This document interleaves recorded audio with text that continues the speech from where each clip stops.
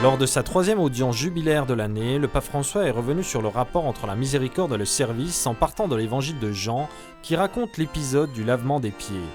Un geste inattendu et bouleversant, a défini le pape François, par lequel Jésus, peu avant sa mort et sa résurrection, a voulu révéler la manière d'agir de Dieu et d'indiquer la vie à parcourir pour vivre la foi et rendre témoignage, non par des mots, mais par des faits, non par un sentiment éphémère, mais en sachant donner jusqu'à la fin, en commençant par se baisser avec humilité sur les misères des autres et par le partage des biens matériels. L'amore quindi è il servizio concreto che rendiamo gli uni agli altri. L'amour ensuite est le service concret que nous rendons les uns aux autres. L'amour ce n'est pas des mots, c'est des œuvres et un service. È servizio. Un servizio umile. Un service humble, fait dans le silence et dans la discrétion. Comme Jésus l'a souvent dit, que ta main gauche ne sache pas ce que fait la droite. Cela consiste à mettre à disposition les dons que l'Esprit Saint nous a donnés pour que la communauté puisse croître. Eso comporta mettere a disposizione i doni che lo Spirito Santo ci ha elargito. Outre le service, un autre aspect fondamental pour le chrétien est le pardon. N'oublions pas, a-t-il dit qu'en lavant les pieds des disciples et en leur demandant de faire autrement, Jésus nous a invités également à confesser l'un à l'autre nos manquements et à prier les uns pour les autres pour savoir pardonner chaque tort, chaque faute, dans un nouveau lavement des pieds. Donc l'amour vrai, c'est cela, conforter, aider, s'oublier soi-même et penser aux autres, mais plus que toute autre chose, se faire serviteur sur l'exemple du Christ.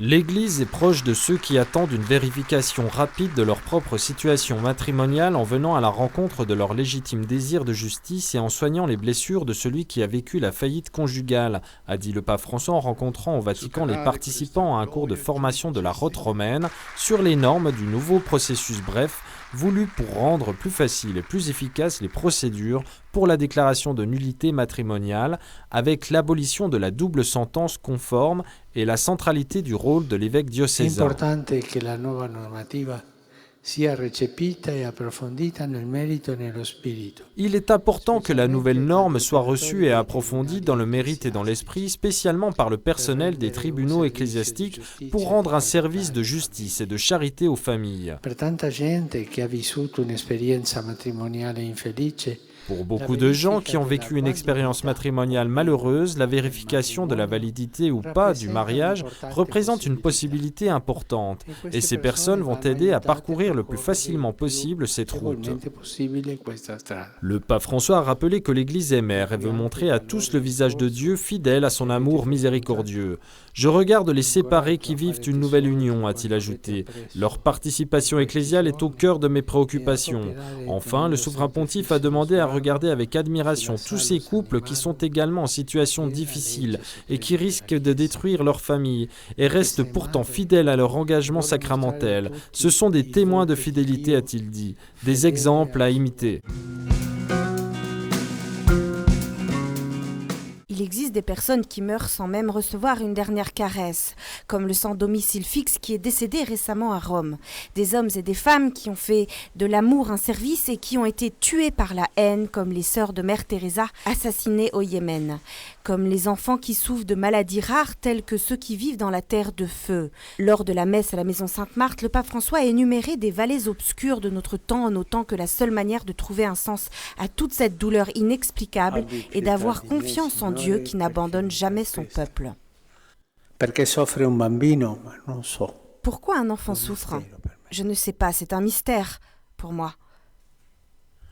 Seulement, il me donne un peu de lumière. Non pas à la tête, mais à l'âme. Jésus à Gethsémani. A Getsemani, Padre, questo calice no. Père, ce calice non, mais que ta volonté soit faite. Il se remet à la volonté du Père. Jésus sait que les choses ne se terminent pas avec la mort ou l'angoisse. Son dernier mot sur la croix est « Père, je remets mon esprit entre tes mains ». Et il meurt ainsi. Se remettre à Dieu, qui marche avec moi, qui marche avec mon peuple, qui marche avec l'Église. C'est un acte de foi. Je me remets à lui. Je ne sais pas. Je ne sais pas pourquoi les choses se passent ainsi, mais je me remets à lui.